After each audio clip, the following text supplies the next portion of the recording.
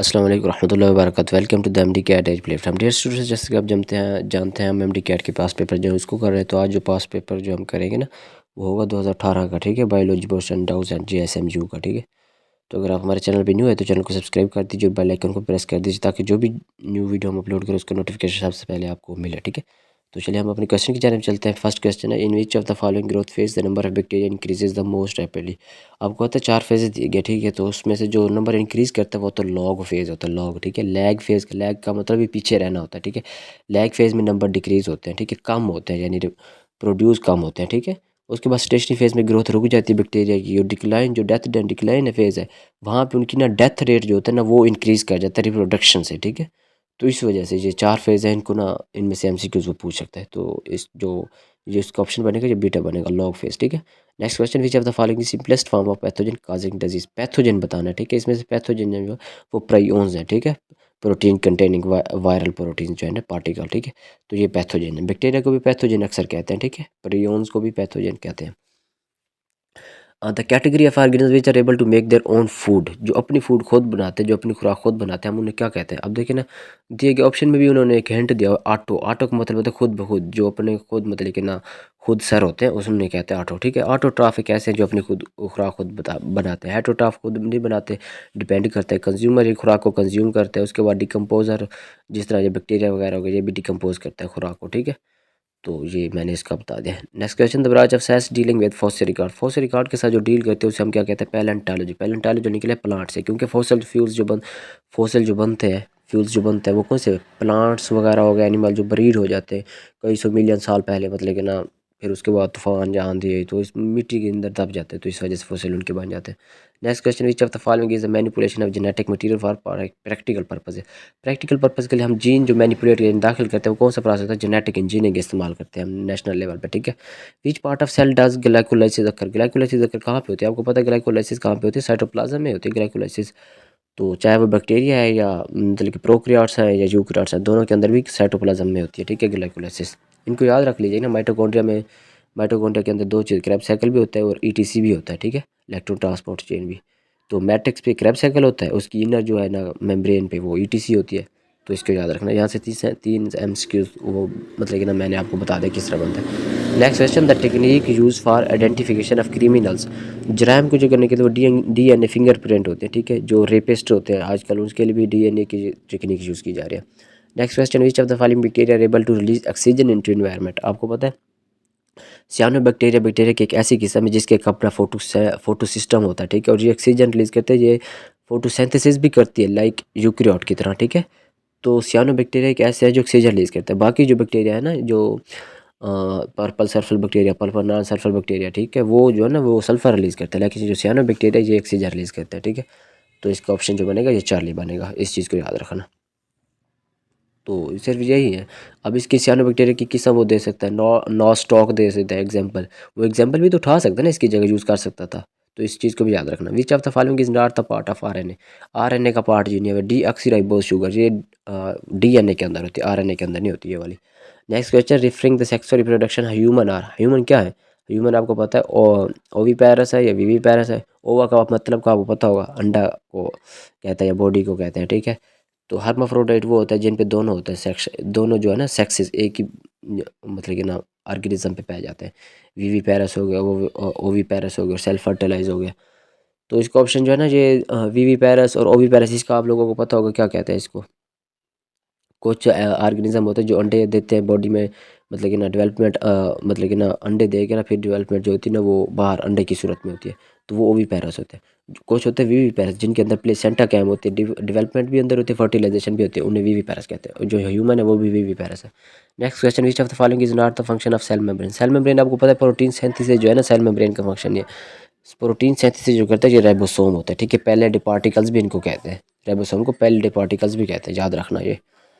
Genetic information in the DNA is encoded as. Genetic information आपको पता है ये किस में होती है, सीक्वेंसेस ऑफ नाइट्रोजीनस बेसेस होती है ना डीएनए के अंदर, adenine, guanine, cytosine, thymine. RNA के अंदर यूरेसिल भी शामिल हो जाता है। फिर डबल रिंग होती हैं, जिस तरह प्योरीन हो गया या पायरीमिडीन हो गया, ठीक है। प्योरीन double ring, pyrimidine single ring होती है, ठीक है। इनको इसको भी याद रखना। तो इन इस तरह के एमसीक्यू वो पूछ सकते हैं ना, अभी सिंगल रिंग कौन से है, डब्बा रिंग कौन से, तो इसको इसका डेल्टा ऑप्शन बने था sequence of nitrogenous bases. Next question, the chromosome with equal arms जो होते हैं वो क्या होते हैं, मेटासेंट्रिक उन्हें कहते हैं, एक्रोसेंट्रिक कहते हैं, टीलोसेंट्रिक कहते हैं, सब मेटासेंट्रिक कहते हैं। तो इसमें से हमने ऑप्शन बताना, ठीक है। टीलोसेंट्रिक वो होता है जो टेल पे होता है, ठीक है, और एक्रोसेंट्रिक नियर टू टेल होते हैं, और सब मेटासेंट्रिक जो होते हैं जो मतलब कि जिनके आर्म्स इक्वल नहीं होते, ठीक है, और मेटासेंट्रिक वो होते हैं जिनके आर्म्स इक्वल होते हैं, दोनों बाजू सेम होते हैं, उसे मेटासेंट्रिक कहते हैं। आगे समझ इस बात की। तो ये चार एमसीक्यू इस तरीके से मतलब कि पूछ सकता है ना। इस तरह का पेपर अक्सर वो नम्स में देते हैं, ठीक है, इजी होता है नम्स का पेपर, तो इस तरह के क्वेश्चन मोस्टली वो वहाँ पे देते हैं। तो ज़्यादा गहराई वाले क्वेश्चन नहीं, बुक की लाइनें उठाई हुई होती है बस। इधर भी यही जो ये पेपर मैं करवा रहा हूँ आपका, ये भी बिल्कुल बुक की लाइन है। Disease arise due to age की वजह से, आपको पता है अल्जीमर डिजीज़ होती है, कैसे होती है, जो मतलब कि ना जैसे जैसे बंदा बूढ़ा हो जाता है उसकी मेमोरी लॉस करनी शुरू हो जाती है, तो इस वजह से अल्जीमर डिजीज़ उसको होती है, ठीक है।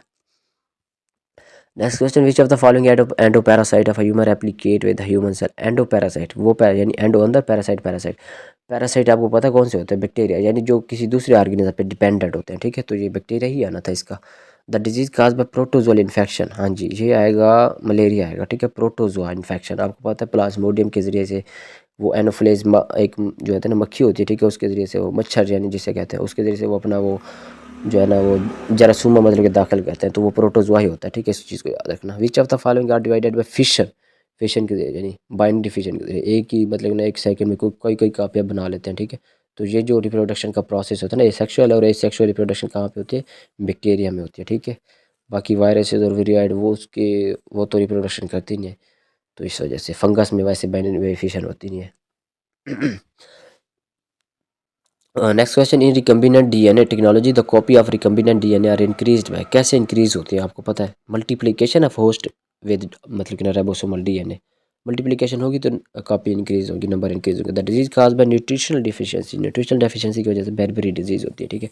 बाकी सारी की सारी डिजीज है ये वायरल पार्टिकल से होती है, ठीक है, कुछ बैक्टीरिया से भी हो रही हैं। Next question, which of the following basic structural level of protein is indicated by an association of 2 alpha and 2 beta particle. तो जब भी 2 या 3 चेनें जब बन जाती है ना, पोलिपेप्टाइड चेन बन जाती है, तो जो स्ट्रक्चर उसमें शो होती है वो आपको पता है जो है ना क्वाटरनरी स्ट्रक्चर होती है, ठीक है। क्वाटरनरी स्ट्रक्चर के अंदर हाइड्रोफोबिक वो इंटरेक्शन भी आ जाती है, आयनिक बॉन्ड भी शामिल हो जाता है, हाइड्रोजन बॉन्ड भी शामिल हो जाता है, तो डाइसल्फाइड ब्रिजेस भी मतलब कि शामिल हो जाती है, तो ये बॉन्ड इसमें शामिल हो जाता है, ठीक है। तो अब देखिए 4 चेन्स दिए होते हैं, क्वाटरनरी स्ट्रक्चर बन गए ना। हीमोग्लोबिन को टर्शरी भी लेता है, क्वाटरनरी भी लेता है, अगर वो स्पेसिफाई कर दे ना जिस यहाँ पे किया है, तो फिर क्वाटरनरी बन जाएगा। Next question, the branch of science dealing with the classification of life form, हाँ क्लासिफिकेशन टैक्सोनॉमी होती है, ठीक है, टैक्सोनॉमी यानी मतलब मुख्तलिफ टैक्स मतलब मुख्तलिफ फॉर्म में इसको डिवाइड करना।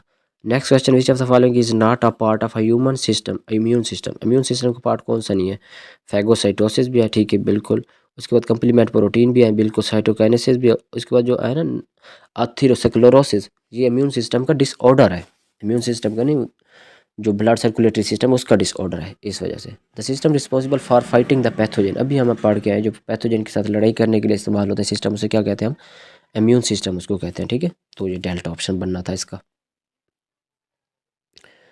और मस्कुलर सिस्टम जो मसल के साथ डील करता है, एंडोक्राइन सिस्टम जो हार्मोन या ग्लैंड के साथ डील करता है, नर्वस सिस्टम जो न्यूरॉन्स के साथ डील करता है, वो वाला सिस्टम होता है। विच of the following organelle is required for aerobic respiration, aerobic respiration सिर्फ और सिर्फ माइटोकॉन्ड्रिया के अंदर होती है, बाकी एरोबिक एंड एरोबिक जो रेस्पिरेशन होती है वो ग्लाइकोलाइसिस होती है, इसी वजह से ग्लाइकोलाइसिस को EMP पाथवे भी कहा जाता है, ठीक है। 2 साइंसदान थे, उन्होंने अपने नेम पे इस बात कर दिया, EMP पाथवे भी इसको हम कहते हैं।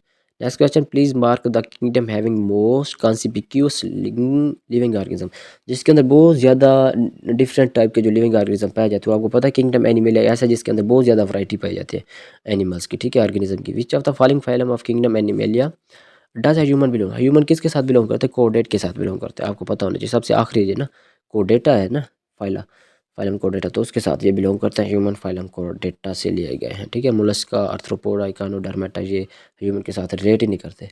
Next question, carbon dioxide join the photosynthetic pathway at dark reaction, आपको पता है डार्क रिएक्शन के अंदर 3 रिएक्शन होते हैं, कार्बन फिक्सेशन होती है, फिर कार्बन जो है ना रीजनरेशन होती है, तो इस तरीके से जो है ना 3 प्रोसेस होते हैं, आपको पता होना चाहिए। कार्बन जो है ना यहाँ से NADH और ATP जाते हैं लाइट रिएक्शन से, तो वहाँ पे डार्क रिएक्शन पे जब जाते हैं तो 3 मॉलिक्यूल ऑफ कार्बन डाइऑक्साइड के होते हैं। तो कार्बन डाइऑक्साइड मॉलिक्यूल मिलती है, ठीक है, RuBp के साथ, फिर ये सारा का सारा केल्विन साइकिल जो चलता है, तो इसी वजह से होते हैं। फिर ये जो डार्क रिएक्शन पे जाकर ना ये सारा मैकेनिज्म होता है, ऑक्सीजन और कार्बन डाइऑक्साइड होती है, ये जॉइंट होती है।